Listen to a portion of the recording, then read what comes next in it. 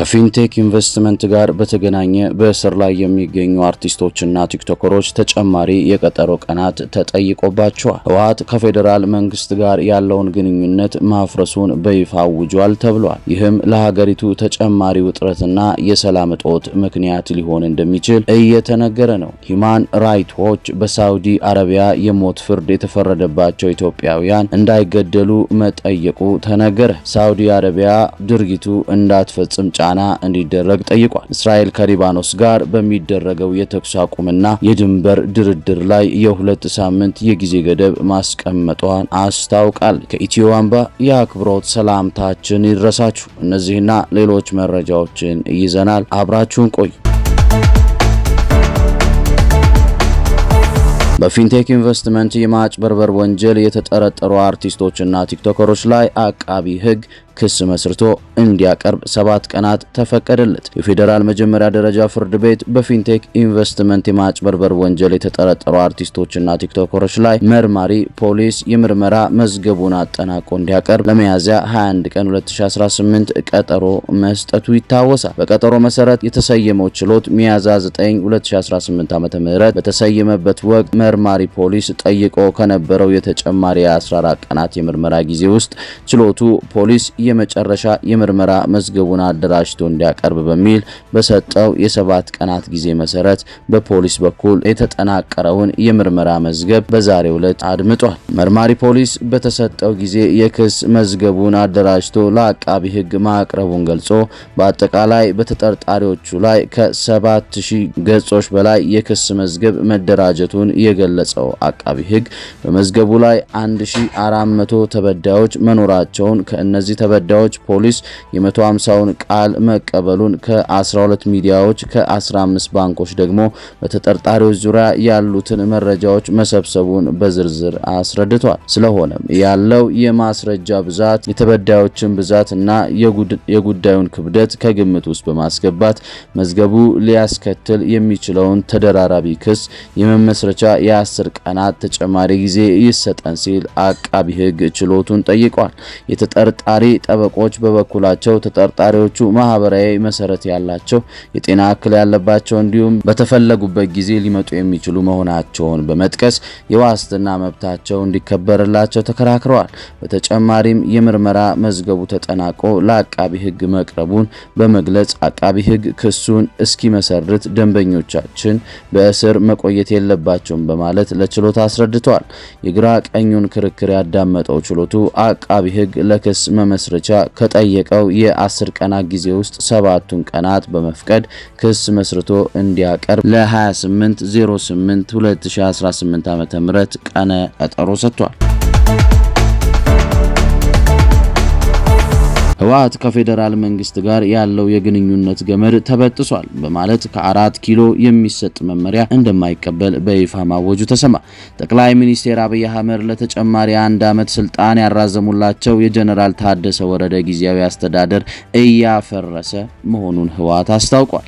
የህወሓት ቃል አቀባይ ሚካኤል አስገዶም የትግራይ ክልል ጊዜያዊ አስተዳደርም እየፈረሰ መሆኑን ለቢቢሲ ተናግሯል። በፌዴራል መንግስትና በህወሓት መካከል ብቸኛ የግንኙነት መስመር ተደርጎ የሚወሰደው የፕሪቶሪያው ስምምነት ስለፈረሰ ጊዜያዊ አስተዳደር ፈርሷል ብለዋል። ከፌዴራል መንግስት ጋር ያለው ግንኙነት ገመድ መበጠሱን የገለጹ ቃል አቀባዩ እየፈረሰ ነው ያሉት ጊዜያዊ አስተዳደር ፕሬዝዳንት ጀነራል ታደሰ ስልጣናቸውን በሰላም እንዲያስረክቡ አሳስበዋል። ጀነራሉ የህወሓት ውሳኔ አክብረው ስልጣናቸውን በሰላም መንገድ የማያስረክቡ ከሆነ ስህተት እንደሚሆን ህወሓት ቃል አቀባይ ተናግሯል። ቃል አቀባዩ ይሄን ያሉት ጀነራል ታደሰ የህወሓት ጊዜያዊ አስተዳደር የማፍረስ ውሳኔ ተቃውመው ስልጣናቸው በኃይል ሊቀማቸው የሚሞክር ኃይል ካለ እንደሚጋፈጡ ከገለጹ በኋላ ነው። ህወሓት የጊዜያዊ አስተዳደር መዋቅሮች የተቆጣጠረው በፕሪቶሪያው ዘላቂ ግጭት ማቆም ስምምነት የተመሰረተውን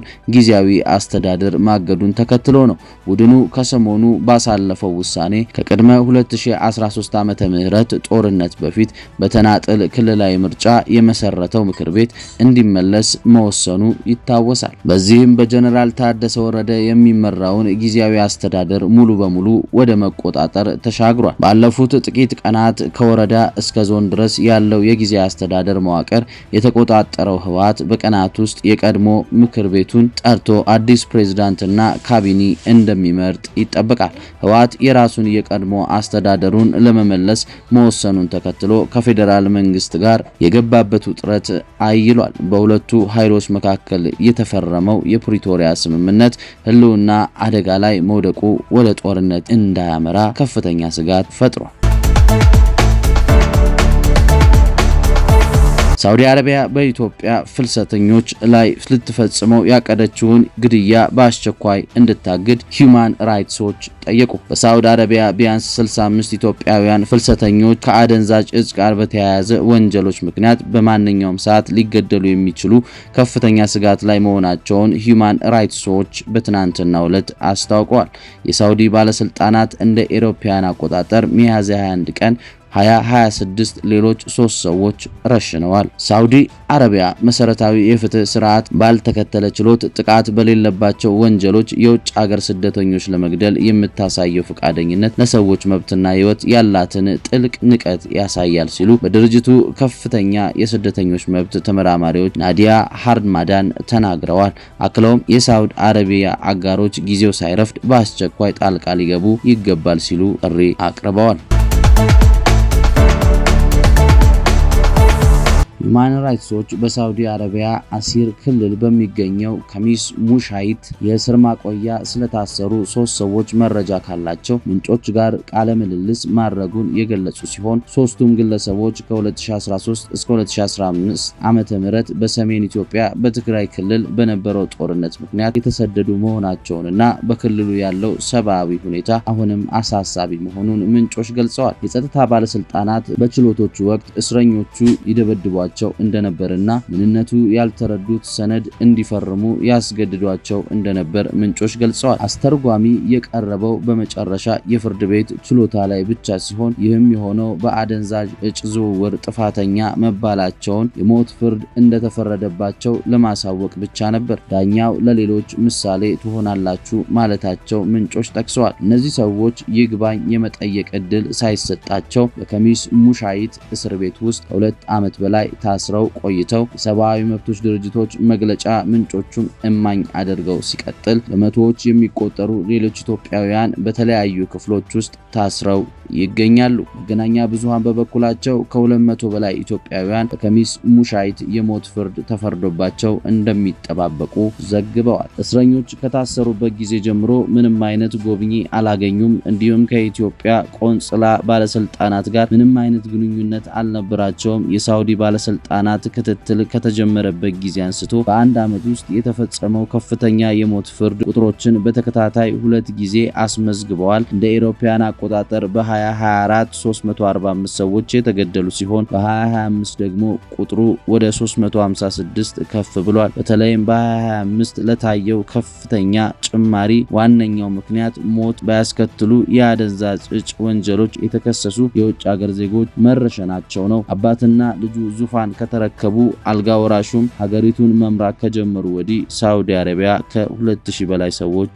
ረሽናለች። የኢትዮጵያ የውጭ ጉዳይ ሚኒስቴርና በሳውዲ አረቢያ የሚገኙ ተወካዮች ከሳውዲ አቻዎቻቸው ጋር በአስቸኳይ መነጋገር አለባቸው የሚለው ድርጅቱ ቢያንስ ዜጎቻቸው አፋጣኝ የቆንጽላ እርዳታ እንዲያገኙ ማረጋገጥ ይኖርባቸዋል ብለዋል። በድርጅቱ የሰብአዊ መብቶች ተመራማሪዎች በመጨረሻ የሳውዲ አረቢያ ሰፊ የሞት ቅጣት አጠቃቀም ተከሳሾች ተገቢውን የህግ ሂደት የማግኘትና ፍትሃዊ ዳኝነት የማግኘት መብቶቻቸው ላይ ከሚፈጸሙ ስልታዊ ጥሰቶች ጋር የተቆራኘ ነው ብለዋል። ድርጅቱ ይህን መግለጫ ካወጣ በኋላ ቢያንስ ይህ ዘገባ እስከተጠናቀረበት ጊዜ ድረስ ከኢትዮጵያ የውጭ ጉዳይ ሚኒስቴር በኩል የወጣ ይፋዊ መግለጫ አዲስ ማለዳ አልተመለከተችም። ድምፃዊ አህመድ ሁሴን ማንጁስ ዝምታውን ሰበረ። ድምፃዊ አህመድ ማንጁስ የጾታዊ ጥቃት ሙከራ አድርጓል በሚል ተከሷል የተባለው ሐሰት መሆኑን ህዝቡ ይወቅልኝ ብሏል። በህግ የተያዘ ጉዳይ ስለነበረ በተለያዩ ማህበራዊ ሚዲያዎች ላይ ሲንሸራሸሩ ለነበሩ አሉባልታዎች መልስ መስጠት አልፈለኩም ነው ያለው። ይሁን እና የተከሰስኩበት ክስ ተመልክታችሁ በምን ጉዳይ እንደተከሰስኩ ማወቅ ትችላላችሁ ብሏል። እናት አለችኝ ብዬም ሴት ልጅ አለችኝ የተባለውም ነገር የምፈጽም አይደለሁም ያለው አህመድ ለዚህ እውቅና እንድበቃ ህዝቡ ያደረገልኝን አውቃለሁ፣ በተባለው ደረጃ የሚገባኝ አይደለሁም ብሏል። ይሁንና የክስ መዝገቡ እንደሚያሳየው በቀን 6/6/2018 ዓመተ ምህረት ከጠዋቱ 12:10 ሲሆን ግል ተበዳዩዋ መድኃኒት ይልማን በቀኝ እጁ በቦክስ በቀኝ በኩል ፊቷንና ከንፈሯን በመምታት የህመም ስሜት እንዲሰማት ማድረጉን ይገልጻል። ጸቡ መነሻ ምን እንደሆነ ግን ክሱ ላይ አልተገለጸም። መንግስት የሃናን ወይም በትክክለኛው ስሟ የሙሉ ወርቅ ጉዳይ ላይ እጁን በማስገባት ክትትል እያደረገ መሆኑ ተነገረ። በሳውዲና የመን ድንበር በችግር ላይ ለምትገኝ ኢትዮጵያዊት እህታችን ትብብር ተጠየቀ። ከፌዴራል የውጭ ጉዳይ ሚኒስቴር የወጣ ይፋዊ ደብዳቤ እንደሚያመለክተው ሃና ወይንም በትክክለኛ ስሟ ወይዘሪት ሙሉ ወርቅ ወንድም አገኘው ኃይሉ የተባለች ኢትዮጵያዊት በአሁኑ ወቅት በሳውዲ አረቢያና በየመን ድንበር አካባቢ በአስቸጋሪ ሁኔታ ላይ ትገኛለች። እህታችን ከ7 ዓመታት በፊት ለስራ ወደ ሳውዲ አረቢያ ያቀናች ሲሆን በአሁኑ ወቅት ግን በድንበር አካባቢ በሚንቀሳቀሱ ህገወጥ አሸጋጋሪዎች እጅ እንደምትገኝ መረጃዎች ደርሰዋል። የእህታችን አባት አቶ ወንድማገኘው ኃይሉ ልጃቸው ያለችበት ተለይቶ ወደ ሀገሯ እንድትመለስ ለሚኒስቴር መስሪያ ቤቱ አቤቱታ አቅርበዋል። የውጭ ጉዳይ ሚኒስቴር ለቆንጽላ ጀነራል ጽህፈት ቤት በጻፈው ደብዳቤ ዜጋዋ ያለችበት ተፈልጎ አስፈላጊ ክትትል እንዲደረግላት ወደ ሀገር የምትመለስበት ሁኔታ እንዲመቻች ጥሪ አቅርቧል።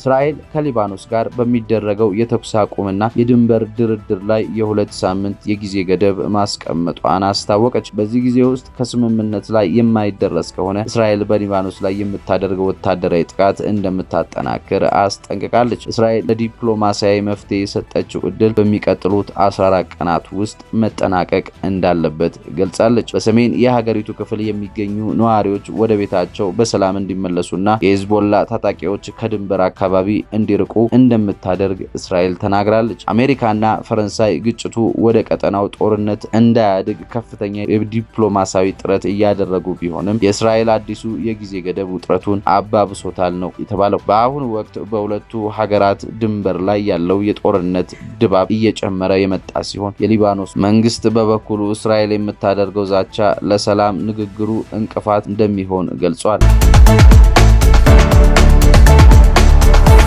የአሜሪካ ፕሬዝዳንት ዶናልድ ትራምፕ በግሪጎሪያን አቆጣጠር ሚያዝያ 17 2026 ለ10 ቀናት የሚቆይ ጊዜያዊ የተኩስ አቁም ስምምነት ይፋ ማድረጋቸው ይታወሳል። በኢራን ወደቦች ላይ የተጣለው እገዳ ስምምነት ላይ እስኪደርስ አይነሳም ሲሉ ፕሬዝዳንት ትራምፕ ገለጹ። በአሜሪካና በኢራን መካከል ያለው ፕሬዝዳንታዊና ወታደራዊ ውጥረት በቀጠለበት በዚህ ወቅት በኢራን ወደቦች ላይ የተጣለው የባህር እገዳ ሁለቱ ሀገራት ስምምነት ላይ እስኪደርሱ እንደማይነሳ ፕሬዝዳንት ዶናልድ ትራምፕ አሳወቁ። ከ2 ሳምንታት በላይ ጸንቶ የቆየው እገዳ ኢራንን ክፉኛ እየጎዳ ነው ማለታቸው ቢቢሲ ዘግቧል። በፓኪስታን ኢስላማባድ ይካሄዳል ተብሎ የሚጠበቀው ሁለተኛ ዙር የሰላም ንግግር አሁን ጥርጣሬ ውስጥ ነው። አሜሪካ በምክትል ፕሬዝዳንት ጄዲ ቫንስ የሚመራ ልዑክ ለመላክ ብትዘጋጅም ኢራን እስካሁን መሳተፏን አላረጋገጠችም። የአሜሪካ መካከለኛ እዝ ሴንተርኮም እስካሁን 27 መርከቦች ወደ ኢራን እንዳይገቡ መመለሱና አንድ የኢራን የጭነት መርከብ በቁጥጥር ስር መዋሉን ገልጿል። ኢራን ለ2 ወራት ያህል የሆርሙዝ ሰርጥን ዘግታ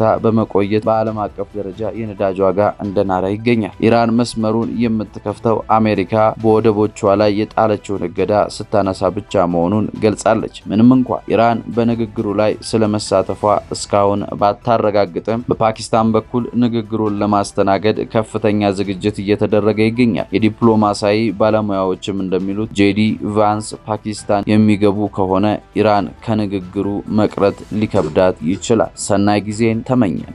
ሰላም።